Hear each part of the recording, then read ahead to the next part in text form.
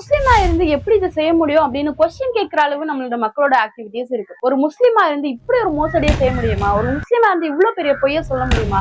ஒரு முஸ்லிமா இருந்து தாய் தகப்பனை கஷ்டப்படுத்த முடியுமா அப்படின்னு நம்ம ஆச்சரியப்படுற அளவுதான் நம்மளுடைய ஆக்டிவிட்டிஸ் இருந்துட்டு இருக்கு. நஊது பில்லாஹி மின்ஹா, அல்லாஹ் நம்மள பாதுகாக்கும். ஏன்னா ரசூல் ஸல்லல்லாஹு அலைஹி வஸல்லம் சொல்லி காட்டுறாங்க, நன்மை அப்படின்றது என்ன தெரியுமா?